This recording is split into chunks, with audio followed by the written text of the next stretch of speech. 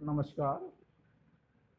BA part तृतीय के प्रथम पेपर में समाजशास्त्र के राजकीय महारानी कन्या उच्च महाविद्यालय के विद्यार्थियों का स्वागत है।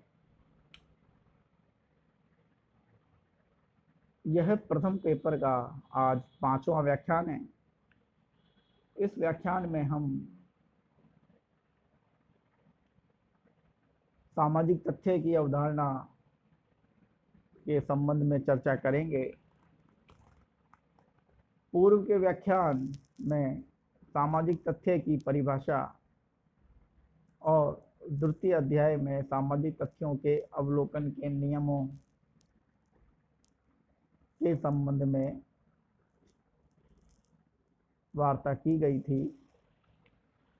जैसा कि मैंने आपको बताया, दुर्खिम ने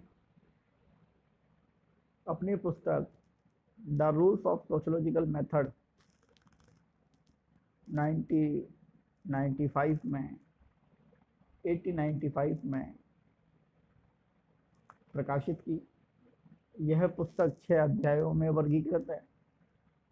प्रथम 2 अध्याय सामाजिक तथ्य क्या हैं, सामाजिक तथ्यों के अवलोकन के नियम की चर्चा हम कर चुके हैं। जो तीसरा अध्याय है उसमें दुर्खिम ने सामाजिक तथ्यों को 2 भागों में बांटकर वर्गीकरण प्रस्तुत किया है। दुर्खिम का कहना है कि सामाजिक तथ्य सामान्य और व्याधिकीय 2 प्रकार के होते हैं और दोनों में हमें भेद करना चाहिए। उसके नियम भी दुर्खिम ने बताए। दुर्खिम कहते हैं कि सामान्य सामाजिक तथ्य समाज व्यवस्था को सुचारू रूप से चलाते हैं, जबकि व्याधिकीय तथ्य सामाजिक व्यवस्था को अवरोधित करते हैं या समाज व्यवस्था में अवरोध उत्पन्न करते हैं। इसलिए दुर्खिम का यह कहना कि सामाजिक तथ्य सकारात्मक हों ऐसा नहीं है, सामाजिक तथ्य नकारात्मक भी होते हैं। किसी भी समाज व्यवस्था को वह नकारात्मक रूप से प्रभावित भी करते हैं। कुछ सामाजिक तथ्य समाज व्यवस्था को मजबूती प्रदान करते हैं, सामाजिक व्यवस्था को चलाने में अपना महत्वपूर्ण आधार उपलब्ध करवाते हैं। वहीं कुछ सामाजिक तथ्य समाज व्यवस्था को चलाने में अवरोध का कार्य करते हैं।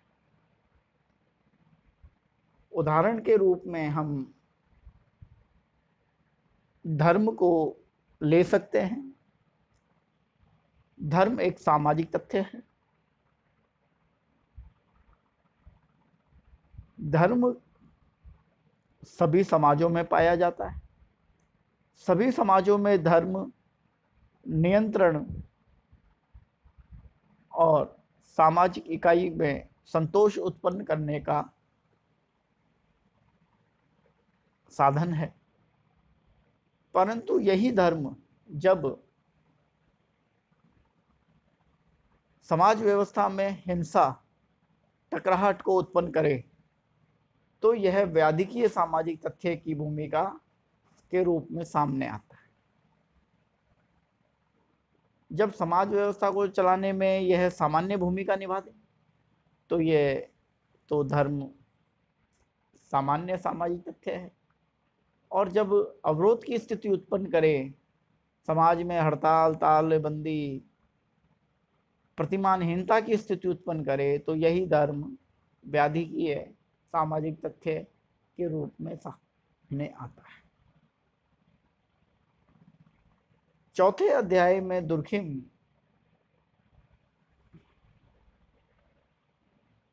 सामाजिक तथ्यों में प्रारूपों के वर्गीकरण के नियम को समझाते हैं।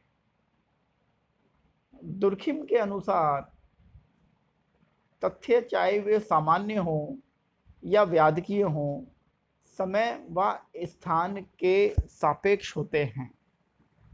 इसलिए दुर्खिम समाजों का वर्गीकरण भी करते हैं। यहाँ ये स्पष्ट है कि सामाजिक तथ्य समय व स्थान सापेक्ष के अनुरूप होते हैं। समय व स्थान के अनुरूप ही वह सामान्य या व्याधिकीय तत्व के रूप में नजर आते हैं। दुर्खिम समाजों का वर्गीकरण दो संप्रदायों के आधार पर करते हैं, नामवादी संप्रदाय और दार्शनिक संप्रदाय। नामवादी संप्रदाय के अनुसार प्रत्येक समाज का अपना एक इतिहास होता है, उसका एक परिवेश होता है और उसी के आधार पर उस समाज की पहचान होती है। उदाहरण के लिए यदि आप भारतीय समाज का पहचान करें तो भारतीय समाज की पहचान वसुधैव कुटुंबकम के सिद्धांत से होती है, या जियो और जीने दो के सिद्धांत पर होती है, या सहिष्णुता के सिद्धांत पर होती है। और यही कारण है कि विश्व में 205 से 211 देश हैं और केवल भारत एक ऐसा देश है जिसमें विभिन्न मतों के, धर्मावलियों के लोग विभिन्न एक साथ रहते हैं। तो भारत नाम से पहचाना जाता है, नामवादी संप्रदाय से जुड़ जाता है। दूसरा है दार्शनिक संप्रदाय। दार्शनिक संप्रदाय के अनुसार समाजों में कितनी ही विशिष्टता व अंतर क्यों ना हो, लेकिन वे मानवीय स्तर पर एक ही होते हैं। प्रत्येक समाज का अपना जन्म होता है। इसे समझें। दार्शनिक संप्रदाय विचार पर आधारित है और इस विचार पर आधारित है कि चाहे दो समाजों में आपस में कितना ही अंतर क्यों ना हो, दोनों की अपनी अलग अलग विशिष्टताएं क्यों ना दिखती हो, मानवीय स्तर पे दोनों समाज एक होते हैं, दार्शनिक रूप से एक होते हैं और प्रत्येक समाज का अपना एक उद्गम होता है जिसे हम जन्म भी कह सकते हैं। चौथे अध्याय में समाजों के वर्गीकरण के पश्चात दुर्खिम 5वें अध्याय में सामाजिक तथ्यों की व्याख्या के नियम बताते हैं। दुर्खिम कहते हैं कि सामाजिक तथ्यों का उद्गम समाज से होता है, व्यक्ति से नहीं होता।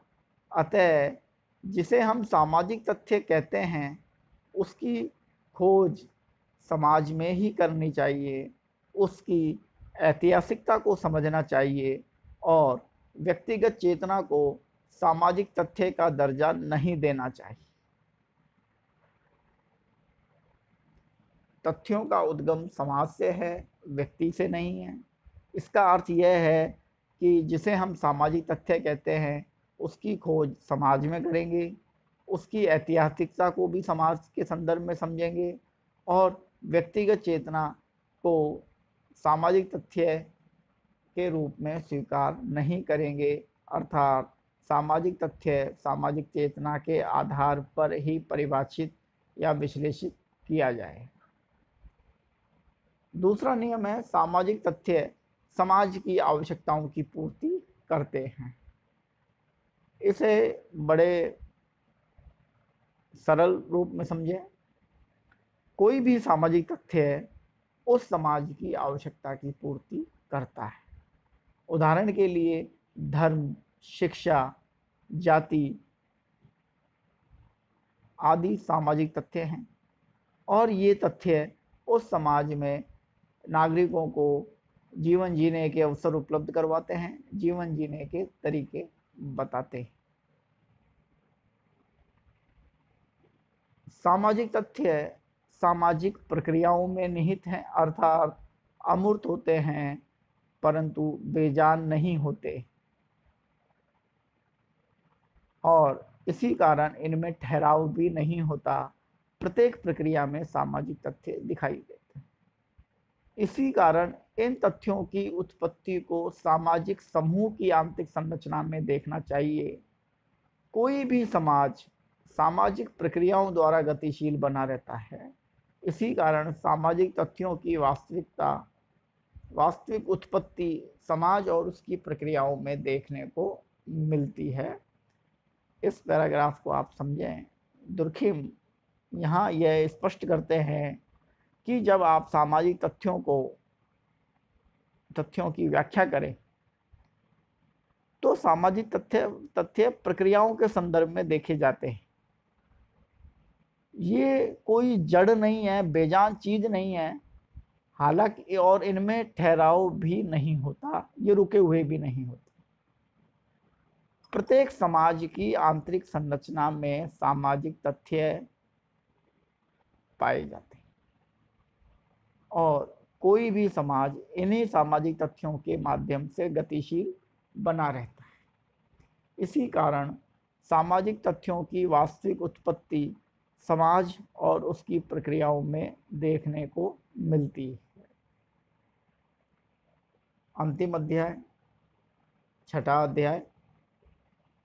दुर्खिम समाजशास्त्रीय निष्कर्ष या प्रमाणों की स्थापना से संबंधित नियमों की बात करते हैं और यह कहते हैं कि एक समाजशास्त्री को कार्य के पीछे जो कारण हैं उन्हें प्रमाणित करना चाहिए और इसकी बहुत बड़ी पद्धति तुलना है। तुलनात्मक विधि द्वारा हम समानताओं और विभिन्नताओं का लेखा जोखा रख सकते हैं। किसी भी समाजशास्त्रीय पद्धति का बहुत बड़ा उद्देश्य प्रघटनाओं के पीछे कारणों की खोज करना है। यह विधि तथ्यों का विश्लेषण कर सकती है। अंतिम अध्याय बहुत महत्वपूर्ण है जो समाजशास्त्रीय पद्धति के नियम को स्पष्ट करती है। दुर्खिम ने कहा कि एक समाजशास्त्री अपने अध्ययन से जो कुछ भी निष्कर्ष निकालना चाहे, जो कुछ भी सामान्यीकरण करना चाहे, उससे पहले उसे नियम बनाने होंगे। और पहला नियम यह है कि जो कार्य हैं, जो घटना प्रघटना हैं, उनके पीछे जो कारण हैं उनको वह प्रमाणित करे और प्रमाणित करने के लिए समाजशास्त्री तुलनात्मक पद्धति का उपयोग करें और यह देखे कि समानताओं क्या हैं और विभिन्नताएं क्या हैं।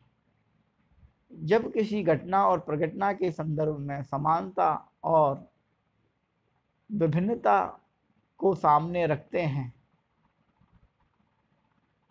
तो हमें कारण स्पष्ट होते हैं और यही कारण है कि सामाजिक तथ्य की जो पद्धति है यह तथ्यों का संपूर्ण विश्लेषण कर सकती है। दुर्खिम इस अध्याय में स्पष्ट कहते हैं कि जब आप किसी सामाजिक तथ्य को परिभाषित करते हैं, सामाजिक तथ्य के अवलोकन करते समय जो 4 सावधानियां हैं उनको रखते हैं।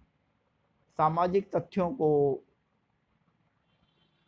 2 भागों में विभक्त करते हैं, सामान्य और व्याधिकीय, और उन तथ्यों के वर्गीकरण को समाजों के वर्गीकरण के आधार पर देखते हैं और उसके पश्चात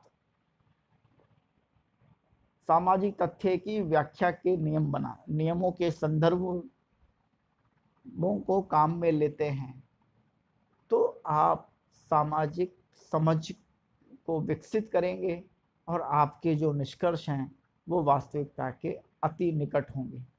इसलिए जब मैंने आपको पिछले व्याख्यान में कहा था कि दुर्खिम समाजशास्त्र को एक स्वतंत्र विज्ञान के रूप में स्थापित करना चाहते थे, और स्वतंत्र विज्ञान के रूप में स्थापित करने के लिए ही उन्होंने 1895 में the rules of sociological methods, समाजशास्त्रीय पद्धति के नियम नामक पुस्तक लिखी।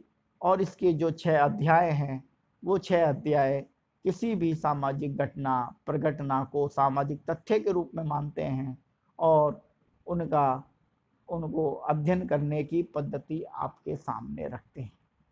आज इस व्याख्यान में आपका जो दुर्खिम का जो दूसरी अवधारणा है सामाजिक तथ्य, वो पूरी करवाता हूँ। आपकी पूरी हो चुकी है।